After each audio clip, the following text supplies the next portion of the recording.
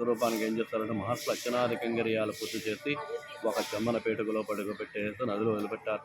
అలాగ కాలక్రమేణా ఈ గ్రామంలో వచ్చేప్పటికి ఇసుకలో కప్పడిపోతే ఒకరోజు గ్రామస్తులకి భక్తులకి స్వప్నంలో కనబడి నేను ఇసుకలో కప్పడిపోయిన నన్ను తీసి ఆలయమాన అర్చనాది కైంకర్యాలతో నన్ను పోలుస్తూ ఉంటారంటే వీరు ఆదిత్య వెళ్తే వారికి ఎక్కడ కనబడకపోతే వారి నిరాశతోటి వెనక్కి తిరిగి వచ్చేస్తారు.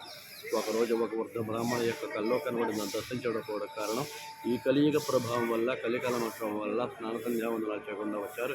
మీరు శుచిగా రాలేదంటే ఎంత ప్రచారం చేసామని తెలుసుకుని నా నిదర్శనం అంటే ఎక్కడైతే కృష్ణగిరి దేవాలయం ఉంటుందో అక్కడ ఉంటా అని చెప్పేసి ఆ వాణితో వెళ్ళి తవ్వి చూడగా ఒక చందన పేటకి లభించింది.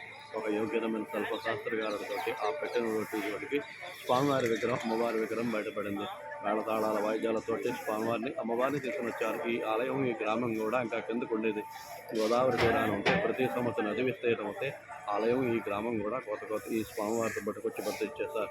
దీనిని ఆలయ నిర్మాణం చేస్తుంది ఒక అగ్నికుల క్షేత్రుడు. ఆ అగ్నికుల క్షేత్రుడి పేరు పెనుకోత గజేంద్రుడు అని చెప్పేసి అలా వ్యాపార నిమిత్తం వస్తుండగా ఈ గ్రామంలో వచ్చే పెద్ద గాలివాన వల్ల తన లోకల్ని తల చోటికి చల్లాచెదరిగా అయిపోతే ఈ స్వామివారికి మొక్కుకున్నాడు. తను వచ్చిన వ్యాపారం లాభంలో నీకు ఆలయ నిర్మాణం చేస్తుంటే స్వామివారు తన స్వప్నంలో కనబడి నేను ఒకళ్ళవన్నీ వడ్ల వరకు నాటితే తను మొన్నాడు వెళ్ళి చూసుకున్నాడు. ఈ యొక్క స్వామివారి కోరి ప్రకారంగా ఈ ఆలయ నిర్మాణం చేస్తాడు.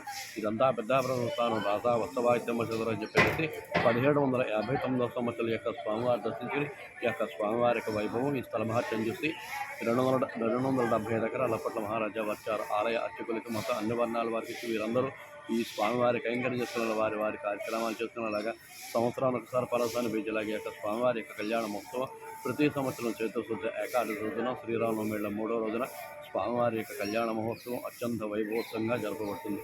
రాష్ట్రం అనుమతించిన లక్షలాది మంది యొక్క స్వామివారి యొక్క కళ్యాణం కోసం తెలుసుకోవడానికి వస్తుంటారు. ఇది కలియుగంలో ఇక్కడ 2వ స్వామివారిగా వెళుతారు.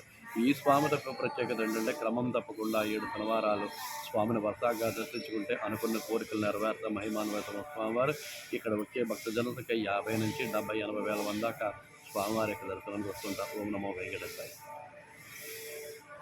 బాగా చెప్పారండి, చాలా బాగుంది, చక్కగా వివరించారు స్వామివారి గురించి. నమస్తే అండి.